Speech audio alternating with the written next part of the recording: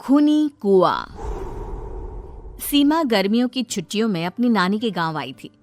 सीमा नानी के घर पहुंचने के बाद अपनी नानी के पैर छूती है और उनसे आशीर्वाद लेती है। तभी उसकी नानी उससे कहती है, इतनी बड़ी हो गई मेरी सीमा, चल जल्दी से हाथ मुंह धो ले, मैं तेरे लिए खाना लगा देती हूँ। भूख लगी होगी ना? हाँ नानी, भूख तो लग रही है मुझे, आपके हाथ के बने हुए पीले दाल और चावल खाने की। कितना टाइम हो गया है मुझे आपके हाथ का बना हुआ दाल चावल खाए हुए। तू तो नौकरी में व्यस्त थी, तो तुझे कहाँ से टाइम मिलेगा अपनी नानी के लिए? और जब इतने टाइम बाद आई है तो ज्यादा टाइम के लिए रुक कर जाएगी तू। हाँ नानी, इस बार पूरे 2 महीने के लिए आई हूँ। सीमा की नानी अंदर जाकर उसके लिए खाना बनाने लगती है। सीमा कमरे में अकेली होती है, तभी उसे किसी औरत के रोने की आवाज सुनाई देती है। वो कभी खिड़की से बाहर झांकती है तो कभी दरवाजे से बाहर झांकती है। उसे समझ में नहीं आ रहा होता है कि आखिर रो कौन रहा है। तभी नानी खाना लेकर आ जाती है। वो अपनी नानी से कहती है, नानी, कोई औरत रो रही है क्या? मैं जब से यहाँ आई हूँ तब से मुझे यहाँ किसी औरत की रोने की आवाज आ रही है। हे भगवान, कहीं ये वही तो नहीं? बोलो ना नानी। अरे कोई नहीं रो रहा, ये तेरे मन का वहम है। और तू ना अब खाना खा ले, ज्यादा यहाँ वहाँ की बातों में ध्यान मत दिया कर। जल्दी से खाना खा और फिर मेरे साथ आ जा मेरे कमरे में, दोनों बैठकर खूब सारी बातें करेंगे। ऐसे ही अगले दिन सीमा अपनी नानी के साथ गांव के बाजार जा रही होती है। उसी रास्ते में फिर से किसी औरत के रोने की आवाज आती है। वो अपनी नानी से कहती है,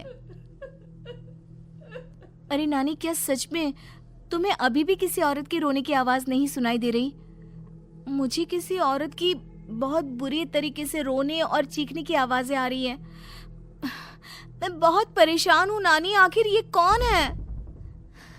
मुझे लगता है कि सीमा को शहर भेज देना चाहिए, यहाँ रहना उसके लिए ठीक नहीं। नानी बोलो ना, आप चुप क्यों हो जाती हो? सीमा, तू घर चल, मुझे तुझसे बहुत जरूरी बात करनी है। नानी सीमा को घर ले आती है और सीमा से कहती है, सीमा, कल सुबह तू शहर वापस चली जाएगी। अरे अचानक? आखिर क्या बात है नानी, आप मुझे ऐसे जाने को क्यों कह रही हो? मैं बस जो कह रही हूँ उस पर ध्यान दे। तू कल सुबह यहाँ से चली जाएगी, और ये बात मैं कोई मजाक में नहीं बोल रही। तू कल जाएगी तो मतलब जाएगी। अरे नानी, चली जाऊंगी मैं, ठीक है, पर आखिर बात क्या है ये तो बता दो। मम्मी से कोई बात हुई है या फिर मुझसे कोई गलती हुई है जो तुम मुझे अचानक से जाने के लिए बोल रही हो? देख सीमा, रात बहुत हो चुकी है और मुझे इस बारे में कोई बात नहीं करनी। चल, अब चल के मेरे साथ सो जा। सुबह की बस पकड़कर तुझे शहर भी तो जाना है। सीमा को अपनी नानी का ऐसा व्यवहार देखकर बहुत ही अजीब लगता है। उसे कुछ समझ में नहीं आ रहा होता है कि आखिर उसकी नानी उसे अचानक से गांव छोड़कर जाने के लिए क्यों कह रही है। ये सारी बातें सोचते सोचते सीमा की आंख लग जाती है और वो अपनी नानी के साथ सो जाती है। ऐसे ही आधी रात को सीमा को फिर से किसी औरत की रोने की आवाज सुनाई देती है। वो उस औरत की आवाज सुनकर बार बार करवटें बदल रही होती है और तभी उसे सपने में भी एक अजीब सी औरत की परछाई दिखाई देती है, जो इतना चीख चीख कर रो रही होती है कि सीमा डरकर उठ जाती है। वो पूरे पसीने पसीने हो रही होती है। वो अपने आसपास देखती है तो घर में बिल्कुल शांति का माहौल होता है। सीमा घबरा जाती है।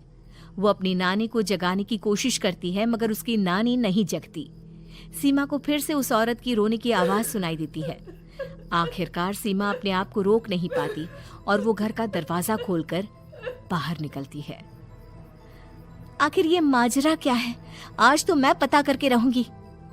अब आवाज का पीछा करते हुए सीमा आधी रात को गांव के चौपाल के पास बने कुएं के पास पहुंच जाती है, जहां कुएं की चारों ओर बेड़ियां लगी होती हैं उन बेड़ियों में लगे हुए ताले के साथ एक लाल रंग का कपड़ा और माता रानी का कलावा बंधा होता है।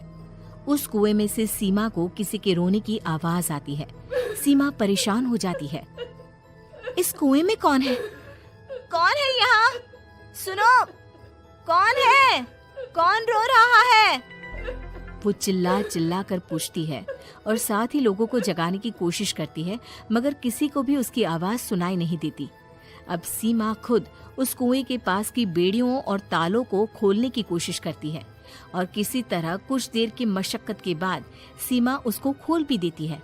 और जैसे ही वो कुआं खोलकर उसके अंदर झांकती है, सीमा उस कुएं में गिर जाती है।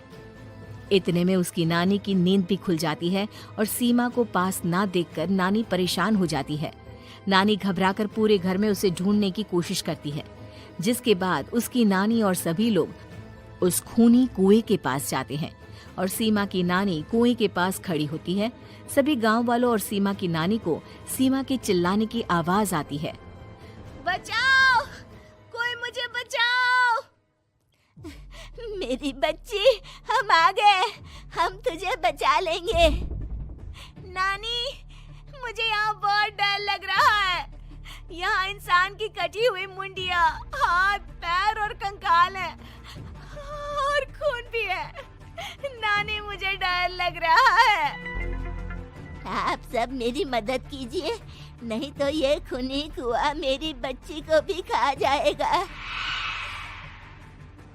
अरे मुझे तो ये समझ में नहीं आ रहा कि आखिर इस खूनी कुएं को खोला किसने। सालों पहले इसको इतनी मुश्किलों के बाद तांत्रिक बाबा ने बंद किया था। अरे पूरा गांव खूनी कुएं के बारे में अच्छे से जानता है, तो कोई भी जानबूझकर तो ऐसा करेगा नहीं। मतलब किसी ने अनजाने में इसे खोल दिया है भैया। सीमा को इस बारे में मालूम नहीं था और जब से वो यहाँ आई थी तभी से उसे किसी औरत के रोने की आवाजें भी सुनाई दे रही थी। कहीं सीमा ने ही तो उसे नहीं खोला। अगर ऐसा है तो फिर सीमा का बचना बहुत मुश्किल है। वहीं कुएं के अंदर सीमा रोते हुए बैठी होती है कि उसे आवाज सुनाई देती है जो कुएं के बाहर खड़े गांव वालों में से किसी को सुनाई नहीं देता। आज सालों के बाद मुझे ताजा खून मिलेगा। तेरा खून पीकर आज मैं अपनी प्यास बुझाऊंगा।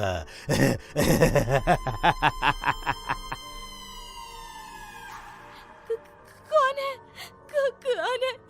मत मारो प्लीज, मुझे जाने दो प्लीज। मैंने किसी का क्या बिगाड़ा है?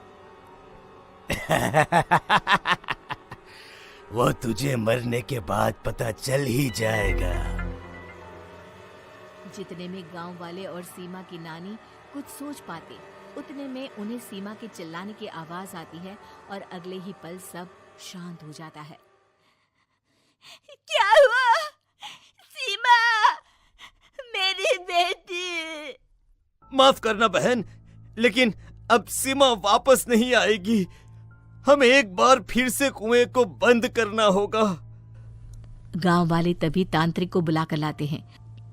एक बार फिर अपनी शक्ति से तांत्रिक बाबा उस कुएं को हमेशा हमेशा के लिए बंद कर देते हैं और वहां एक बोर्ड लगा दिया जाता है कि यहाँ आना मना है।